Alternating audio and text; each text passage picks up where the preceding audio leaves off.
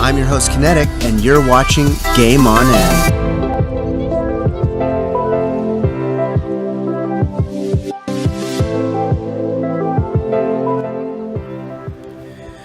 Okay, we're back.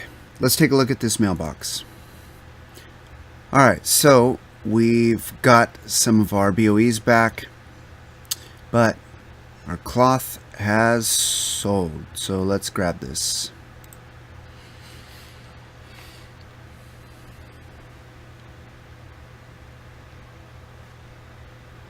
So let's take a look again.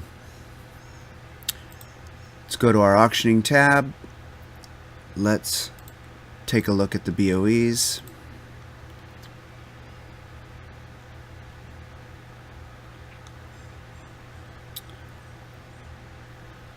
Alright, let's get this stuff back up.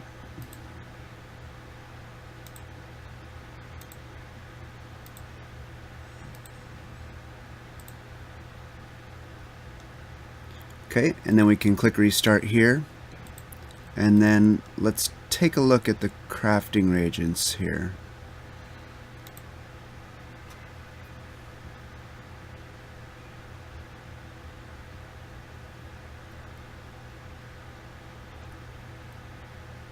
Alright, so looks like linen cloth has really jumped here. Let's take a look at the breakdown. If you click on any item here, you can actually see the breakdown of what's posted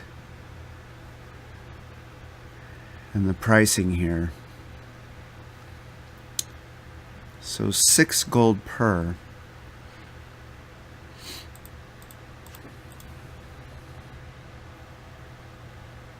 Okay, let's go ahead and get the rest of these up.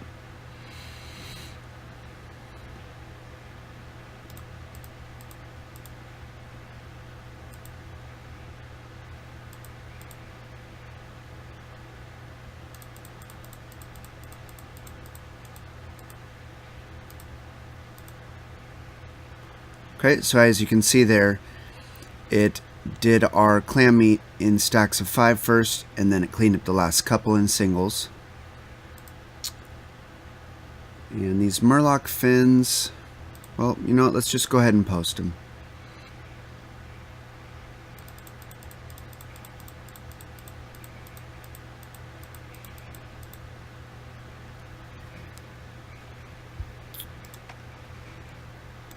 Alright, looks good.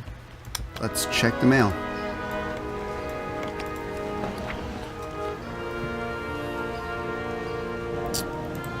Alright.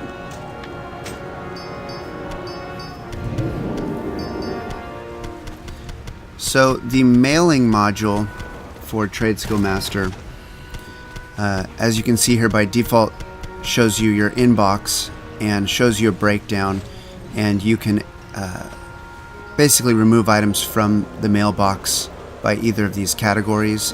Just items you've sold, items you've purchased, things auctions you've canceled, or auctions that have expired. We started by removing the items that we posted that did not sell, and now we can take a look at our sales. So we've got our linen cloth that's sold. Alright, so now we've got a little bit of gold to work with here. Let's start by getting our items we have now back up. Let's go to the auctioning tab, and let's start by checking the BOE items.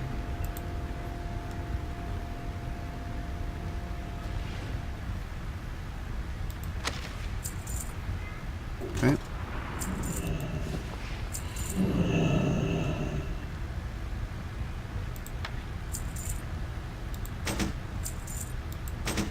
Okay, so a couple of our items here, there's other items up currently, we're just undercutting those, and the rest of them we're posting at our normal price, which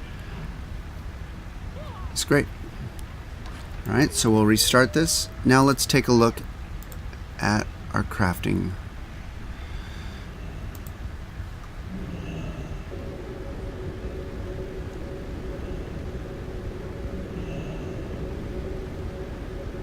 Okay, so in all these cases there's other items up, and we are just set to undercut.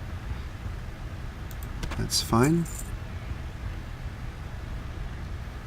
Okay, so on this item right now, we'll take a look at this one. Let's skip this for now.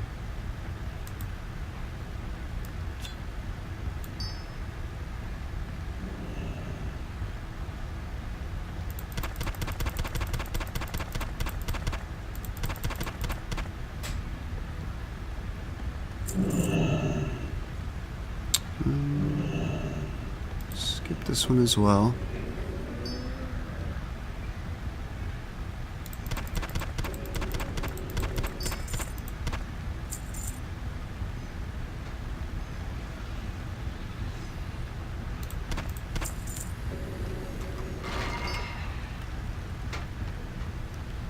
Okay, so let's take a look for this item.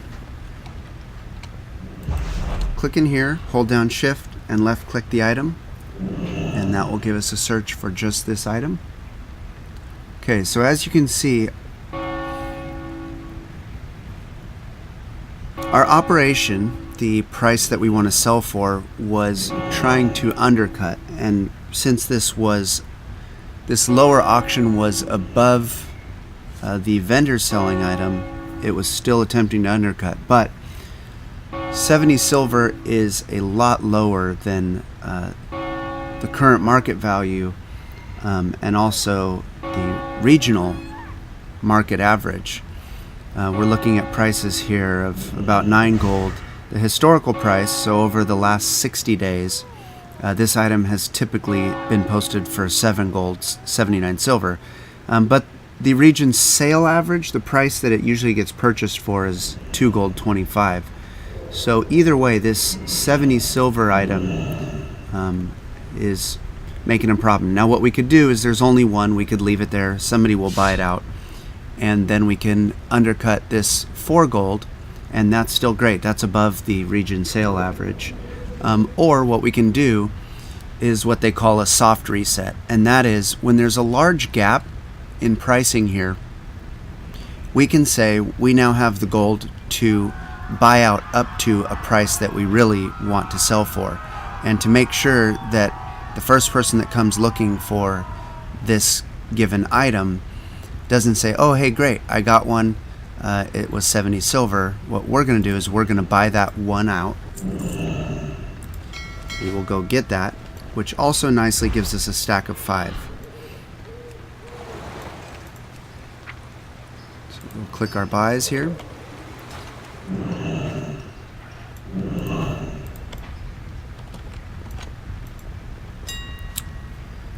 And now let's see what happens when we do a post.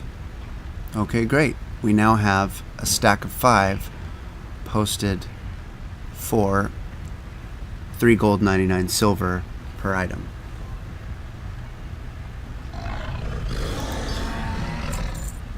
Okay, let's skip this and take a look at this one as well. Okay, click in here, shift left click. Okay, so we have 2 of these, and there are currently 3 auctions of 1 and 1 auction of 6. Now these aren't needed very often for the given profession, but there also aren't a lot of these posted. So we have an option here. We can either just wait for these to be gone or wait for the price to go up. But at this low of a price, we really need to start investing into some things to try and get our gold up. So why don't we go ahead and do a full reset, which means buying out everything on the auction house. Okay, so we have 3 auctions of 1, and we have 1 auction of 6. Okay, so we'll come get those.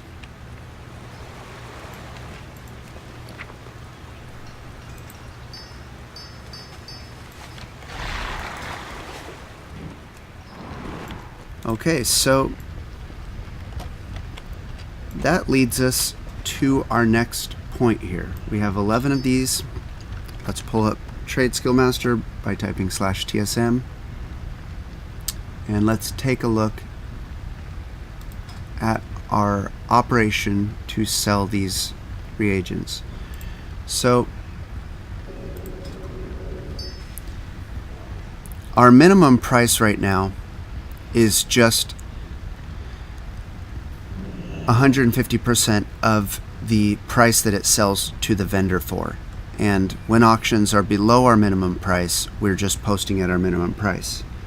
But we've introduced a new variable to this. We have now purchased items. There is another source here that we can take a look at. Okay, so let's take a look at our chat here and look at TSM sources. And as we can see here,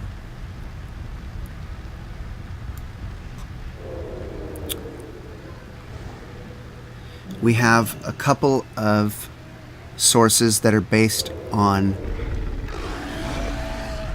our average sell price, our max sell price, our minimum buy price, our minimum sell price, and our average sell price.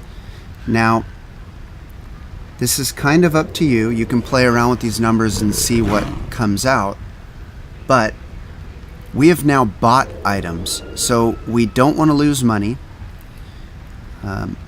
So our minimum price should now reflect the price that we've paid for these items.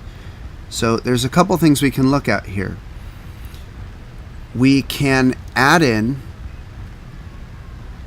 or we can just replace some numbers here. So what we could do is take our 150% of vendor sell and remove that, and replace it with either our average buy or our max buy. Now, why are those different? The average buy, let's take a look at some settings here. So we have this option here under the accounting module options to use smart averages. So the difference of what smart averages does is we're either looking at, in our accounting data, all of the items that we have purchased as far back as the accounting data goes, right now are averaged in. So if we hover over this item, we can see here in the middle TSM accounting, and it shows purchased. It shows first our minimum price that we have bought these for, the average price that we have bought these for, and the maximum price that we have bought these for. Right now it's all the same because all of these items that we purchased were posted for the same price. But let's say we had bought one of these for 50 silver, one of these for 1 gold. Well, the average price that we paid for those would be 75 silver because one was lower, one was higher. So it will give us the average price there in the middle of how much we paid for this item.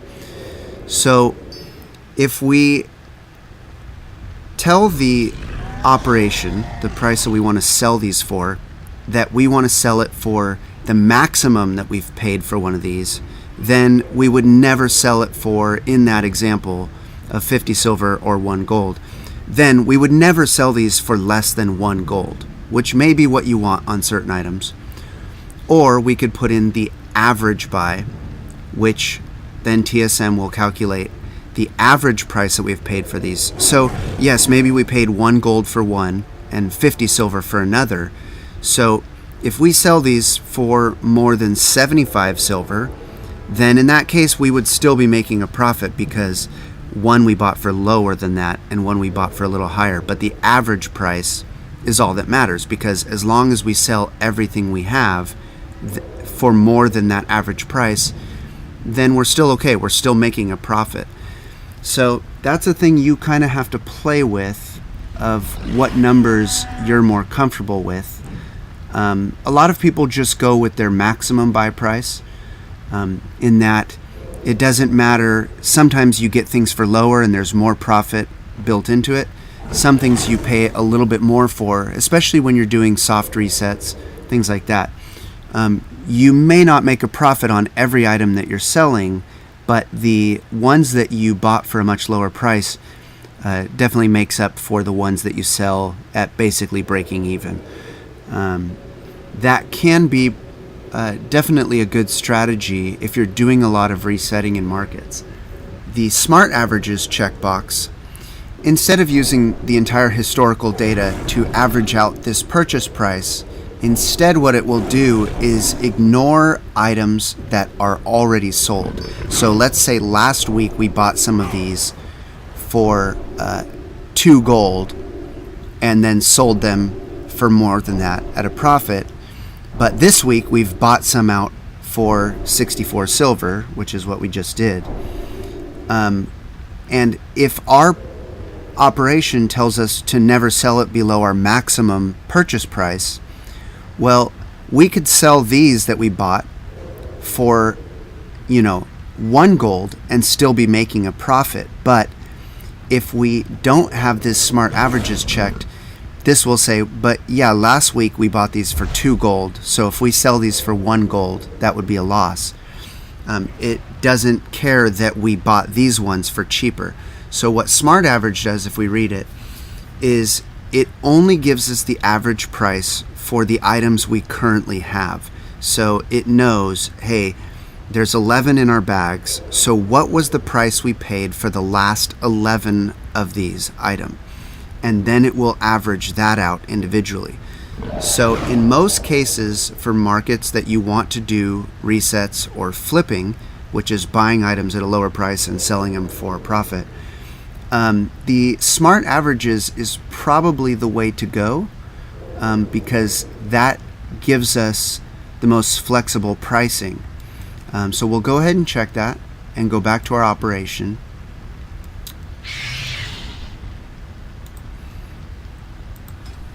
Okay, so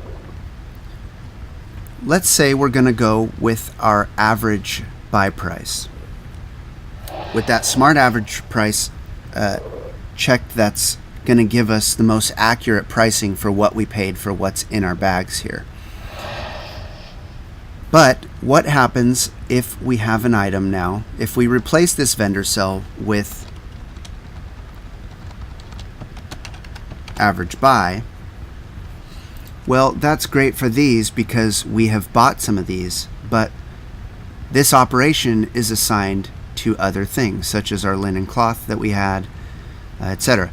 So we haven't bought any of those items. So how does this know what our minimum price is if this comes back as nothing? Because we haven't bought these other items. Okay, well, then we still need that 150%